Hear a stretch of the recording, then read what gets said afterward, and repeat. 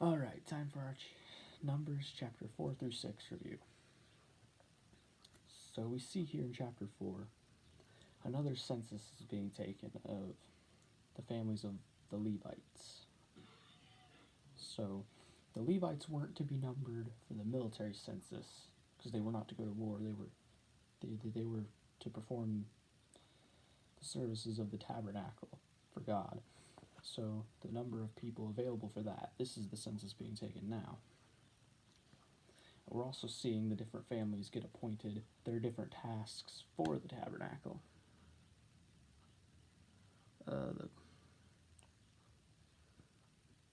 We're also seeing the process of how the tabernacle is to be packed up. See, the items in the tabernacle, they were to be covered with a they were to be covered with a cloth of a certain color, and then a badger skin covering on top of it, to ensure not only for the safety of the thing while it was traveling, but also so that nobody could directly touch it.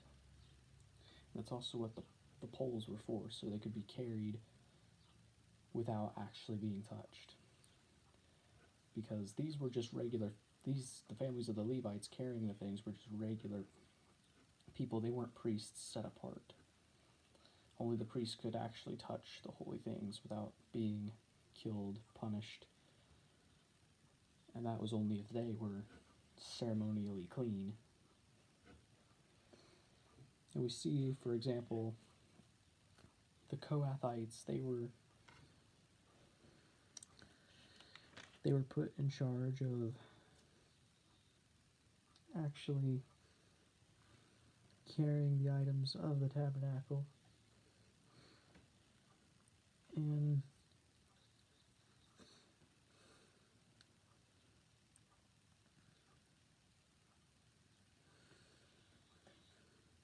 as soon as I can find it. And Merari, they were in charge of the pillars and the sockets and the cords and the pins. And similar how another family was in charge of the tents and that sort of thing in the tabernacle. So all this is a picture of how, see, the Levites are, they're all of equal, their jobs are all equally important, but they're not the same thing, and they're not all looked at as high by other people. And that's a picture of how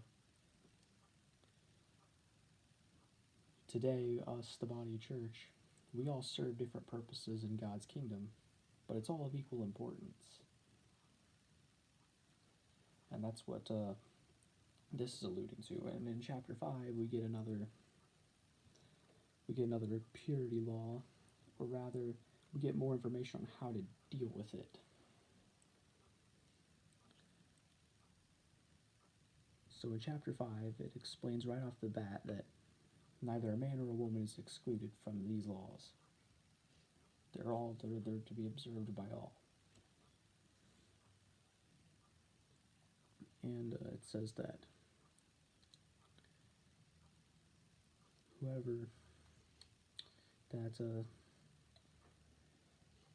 a leper should be put out from the camp, and so should somebody who has a discharge.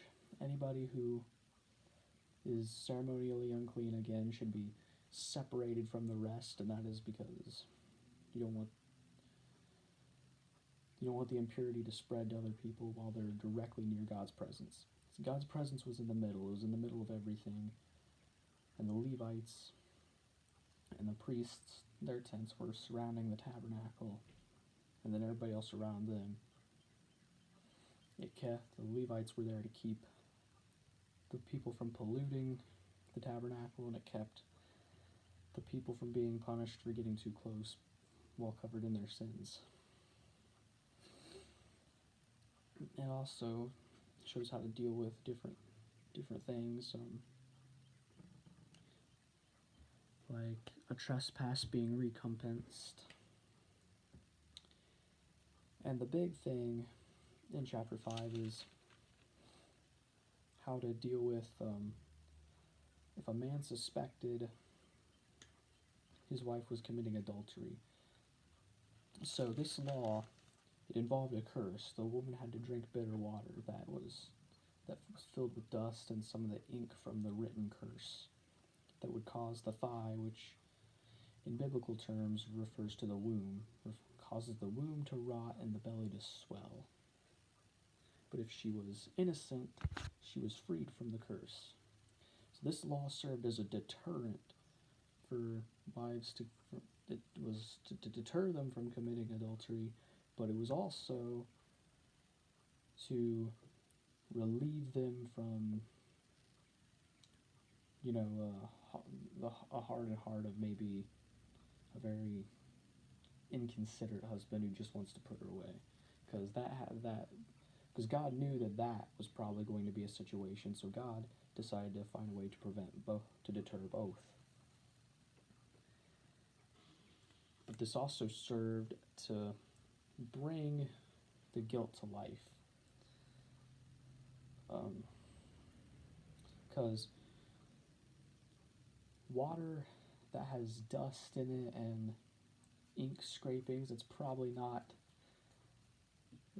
something you want to drink, but you're not going to get sick from it. The only way a person could get sick from this the way the woman would if she were guilty is if God did it to prove her guiltiness. So this was a miraculous act, bringing the guilt to life.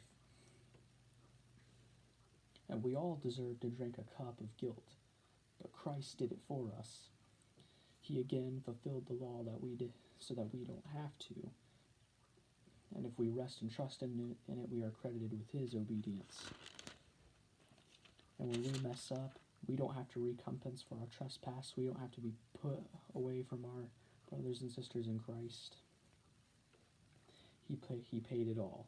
That's what we're looking at here in these Old Testament laws, is what points to Christ and how can we relate it to Christ, the gospel, and the church. And then finally in number 6, we're given the example of the vow of the Nazirite. Now this vow was made, it wasn't to be taken lightly, but it was made if really anybody wanted to further separate themselves for God for a period of time. During this period of time, they weren't to drink alcohol or strong drink or anything from the grape or vine, because these things were seen as prosperity and a huge gift from God. And by separating yourself from that, you're relying on him. The hair was also to not be cut while during this period of time. I'm not currently in that. I'm just messing with my hair because. So the hair was not to be cut during that period of time as kind of a way of publicly declaring that that's what you're doing, similar to how lepers, they had to let their hair down as a sign of their leprosy. And when the oath was completed, the hair would be cut and a sacrifice would be made. And during this time, the person was similar to the holy laws of the priests. A person was not to touch any dead body or any unclean thing during the oath, and if they did, or if their hair was cut, their oath was broken. Their oath was broken, so their hair would have to be cut, and then their oath would have to take place all over again for that period of time. One of the biggest examples, though, was Samson, who, when his hair was cut, he lost his strength as part of his promise, as part of his Nazirite vow, because his strength was a result of that. But although his strength didn't really come from his hair, it came from God. The hair was the symbol of the promise. And when his promise was broken, his hair getting cut was the symbol of that. There's symbolism throughout all the Bible, but it all has a literal meaning. Metaphors and literalness go hand in hand in the Bible. It's all intertwined.